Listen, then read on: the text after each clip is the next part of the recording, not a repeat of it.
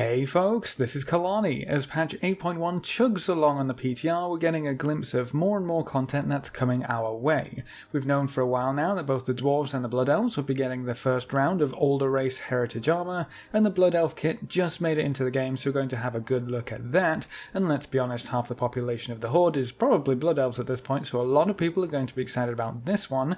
We can finally see what the plate gear from the next raid is going to look like, and spoiler alert, there's lots of bones. Speaking of bones, Blood Death Knights have been knocked down a peg or two with Blizzard's first round of tank changes in patch 8.1 to try and address the whole Blood DK and Brewmaster Monks are OP nonsense. And there's a handful of other things we will probably get around to talking about too. Let's dive right in and see what else is changing in patch 8.1.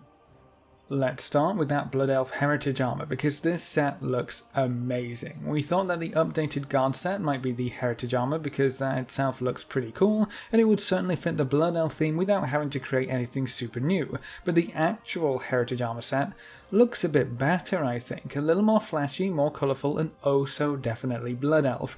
I'm very excited to play around with the pieces in this set and figure out what other sets I could create by mix and matching the armor pieces, but honestly every piece looks pretty fantastic in my opinion. It's going to be hard to even try to mix and match without deciding that just the default pieces are probably the best option. The armor has a really great theme too. You can see the phoenix feathers in the shoulders, the headpiece, the gloves, the belt and the cloak.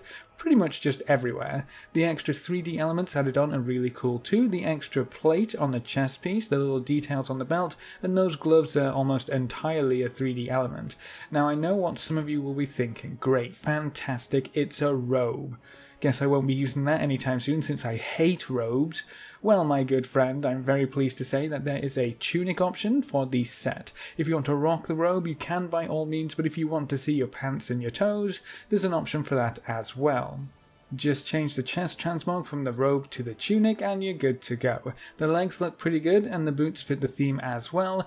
Though now that we can see them properly, I would say the boots are maybe the weakest part of the set, and you might be able to find a decent replacement if you really wanted to, but I'll probably just stick with it as is. I'm looking forward to running around with this set on a few of my characters. It might not fit the theme of every class perfectly, but it's still one of the shiniest sets I've seen in a very long time. Super kudos to the art team once again. Now to get your hands on this Blood Elf Heritage Armor, you don't actually have to do that much. You need to have a level 120 Blood Elf somewhere on your account, they're the ones who will be doing the quest chain, and you have to be exalted with Silvermoon City. I think you have to be exalted on the character that you're doing the quest chain on, so that might be something you want to work on before 8.1 goes live, but I don't know for sure. All of my 120s are Blood Elves and my main is the only one exalted with Silvermoon, so I kind of skip all of the requirements to pick up the quest. The quest chain will walk you through some of the past events that led the High Elves to become the Blood Elves, Arthas's assault on Silvermoon City and the Sunwell, and how the Blood Elves survived the entire ordeal. It's very important to know where your race comes from, so this little quest chain gives you a bit of history on what it means to be a Blood Elf. The entire chain isn't that long, probably about 30 to 40 minutes worth of questing, dialogue and little story sequences, and there's even a cutscene, although it is one we've seen already. Overall, I enjoyed it quite a lot. It's nice to go back and see some of the events of Warcraft 3 happen in WoW, and it's always nice to be reminded of the stories which set up quite a lot of Azeroth in the earlier days. I'm really curious to see what they do with other races though, because Blood Elves are pretty easy to explain within the game. Their transition from High Elf to Blood Elf was fairly recent compared to something like the humans and the gnomes. We have all of the places ready to go for the Blood Elf story. Silvermoon is here, the Sunwell is here, Quel'Danas is here. All we have to do is walk around and poke the right quest item. That might be a little harder or more involved for some of the races which don't have as solid a background. Though with how this set turned out, I'm also really excited to see how the other races' heritage armor ends up looking. If they do as good a job as they've done with the Blood Elves, we're in for a really awesome treat later on down the line. Night Elf heritage armor, Tauren heritage armor, Troll heritage armor. They could look so awesome. What about Goblin heritage armor? Are we going to see some oil slick pants and junk-filled shoulder pads? That's going to be hilarious. There's a few other sets we'll have access to in patch 8.1 as well. We have some Warfront stuff, new PvP stuff, but also a new set for every armor type from the new raid. It's been renamed to a Battle for Dazar Allure, and that might change again between now and when it releases, but the only set that was missing the first time we had a little gander was the plate set, which has since been added into the game files. Behold, the plate set for our next raid tier. Now, I know I had a bone to pick. Get it? Bone to pick? Alright, fine. But I seem to remember the male set was looking a little lackluster. But this plate set, oh boy, I mean, they definitely got the bone theme going, but I don't really think I like it. I'm certainly not going to be rocking this set on my Death Knight as long as I have the option to play around with the Blood Elf armor, even if it's not very Death Knight-ish. But this base set looks a bit wonky if you ask me. Having the shoulders so flat, with the glove and leg plate so bulky and fat, it just looks a little bit weird, very bottom heavy. Some of these pieces might end up looking cool if you replace the boots, the hands, the legs. That might be a bit too much. I don't know. It's not doing it for me right now. We do have the Mythic version that we can look at too, so let's bring that up. As per the other sets in this raid, everything gets a little glowy, which I still love. The blue glow is something I can definitely get behind, especially with the raid being themed so closely to Bonsam. The headpiece gets another horn right in the middle, and there's a little tabard dangly thing going on, which I think helps break up the colours and the entire set a little bit more, which I do actually like. I guess someone found a huge Triceratops skull to plonk onto one shoulder piece, but I guess they only managed to find one because the other shoulder is still looking a bit bare.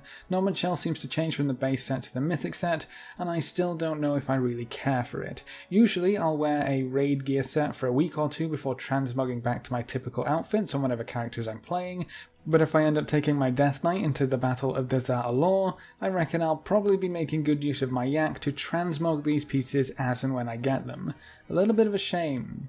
But new gear sets aren't the only thing coming our way in patch 8.1. We also have a few quality of life changes, including some new maps to unlock all of the flight paths across both Battle for Azeroth Islands, which should be useful for anyone who's been a little lazy about that, or for any of your alts working their way up through the leveling process. When they eventually get to max level, you also won't have to run around gathering any flight pass either.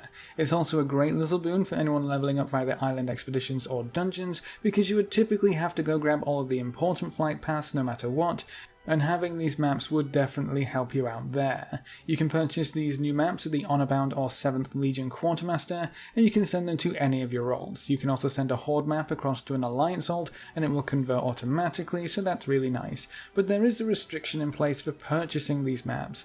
To buy one of these maps, you will need to complete the Battle for Azeroth Pathfinder Part 1 achievement. You won't be able to purchase them on any character without that achievement, so if you haven't gotten around to that yet, these maps are going to be out of reach until that's completed. To quickly jog your memory, Pathfinder Part 1 requires you to complete your war campaign, complete your faction's major story quest lines, complete 100 different world quests in BfA, explore the Battle for Azeroth zones entirely, and reach revered reputation with every BfA faction. That's quite a long list, so I wouldn't be surprised if you haven't worked your way through it all yet, but there's still time before patch 8.1. Honestly, these maps aren't that big of a deal unless you're leveling alts through the island expeditions or dungeons, and while having every flight path it can be a nice little bonus, I wouldn't really say it's entirely necessary. The Pathfinder restriction might be lifted before this goes live, but I kind of doubt it. Either way, there's going to be a shortcut for picking up flight paths for those who can actually purchase the item. Moving on, we have some news about our most beloved tanks. No, it's not the Brewmaster Monks, at least not yet. It's the Blood Death Knights. Whenever tank balance has come up recently, whether it be the AMA a little while ago or the most recent Q&As, two tanks have always stood out above the rest. Brewmaster Monks and Blood Death Knights have been doing quite well for themselves in both Raids and Mythic Plus. If you look at the Mythic Plus leaderboards on Raider.io, you'll find lots and lots and lots of Blood Death Knights, and there's a good reason for it. They're super strong and they can look after themselves pretty well. Their self-healing is pretty amazing if they're in the right hands, but alas, our time at the top might be coming to an end.